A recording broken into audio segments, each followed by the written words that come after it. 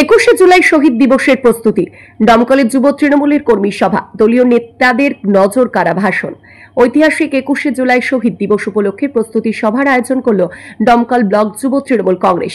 শুক্রবার দমকল SDO board সংলগ্ন এলাকায় অনুষ্ঠিত এই কর্মী সভা ঘিরে ব্যাপক উৎসাহ লক্ষ্য করা যায় কর্মী সমর্থকদের মধ্যে।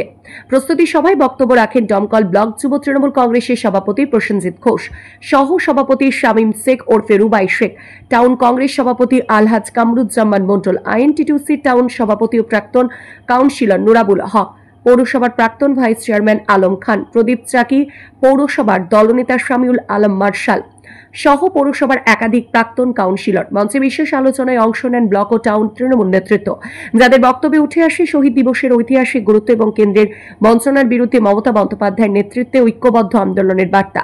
বিশেষ করে ব্লক নেতৃত্ব বাবলু মন্ডল ও নুরাবুল হকের বক্তব্যে সভামঞ্চে উপস্থিত সকলকে প্রভাবিত করে। সভায় তৃণমূলের সর্বস্তরের নেতৃত্ব একযোগে শহীদ দিবস সফল করতে এবং কলকাতার সমাবেশে দমকল থেকে ব্যাপক কর্মী সমাবেশ নিয়ে যাওয়ার পরিকল্পনার কথা ঘোষণা করেন। প্রস্তুতি সভার শেষে দমকল পৌরসভার আমিনাবাদ গ্রামের 20 নম্বর ওয়ার্ডের সিরাজুল শেখের নেতৃত্বে শতাধিক কর্মী তৃণমূল কংগ্রেসে যোগদান করেন।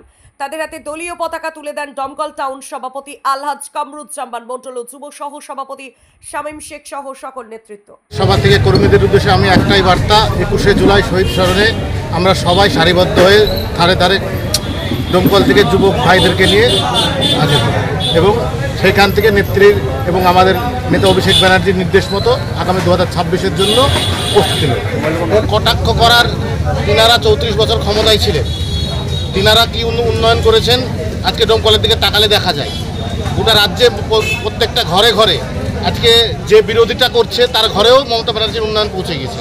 তার মেয়েটাও স্বাস্থ্যসাথী কার্ড পায়, তার বউটাও স্বাস্থ্যসাথী পায়। আমরা যে 21শে জুলাই তৃণমূল যুব কংগ্রেসের পক্ষ থেকে আজকে ধর্মতলায় যে শহীদ স্মরণে আমাদের যে সমাবেশটা হয়, সেই সমাবেশকে সফল করার উদ্দেশ্যে আজকে আমরা দমকল ব্লক তৃণমূল যুব কংগ্রেসের পক্ষ থেকে এবং আমার দমকল ব্লক তৃণমূল যুব কংগ্রেসের সহসভাপতি রুবাইদার সহযোগিতায় আমরা দমকল রবীন্দ্র মোড়ে আজকে আমরা তৃণমূল যুব কংগ্রেসের পক্ষ থেকে আমরা সভা করলাম, যাতে আমাদের 21শে জুলাইয়ে আমরা দমকল থেকে সফলভাবে আমরা কয়েকশো ছোটো গাড়ি বাস নিয়ে আমরা মমতা বন্দ্যোপাধ্যায়ের বক্তব্য শুনতে, অভিষেক বন্দ্যোপাধ্যায়ের বার্তা শুনতে যাতে আমরা ধর্মতলায় যেতে পারি, সেই নিয়ে কর্মীদেরকে আজকে বার্তা দেওয়ার উদ্দেশ্যে আজকে আমাদের আজকে সভা ছিল। যেটা হচ্ছে এই বক্তব্য, দেখুন আজকে আমরা মূলত তৃণমূল যুব কংগ্রেসের পক্ষ থেকে আমরা 21শে জুলাইয়ের প্রস্তুতিকে আমরা সভা করছি। আমাদের এখন মাথায় একটাই লক্ষ্য, যে আগামী যে 26-এ যে বিধানসভা নির্বাচন আছে, সেই বিধানসভা নির্বাচনের প্রাক্কালে আমাদের এটা লাস্ট 21শে জুলাই। আমাদের একটা এখন লক্ষ্য, দমকল থেকে আমরা যত পরিমাণ পারব তৃণমূল যুব কংগ্রেসের কর্মী, সেই সঙ্গে তৃণমূল কংগ্রেসের কর্মীদেরকে নিয়ে আমরা কলকাতায় হাজির।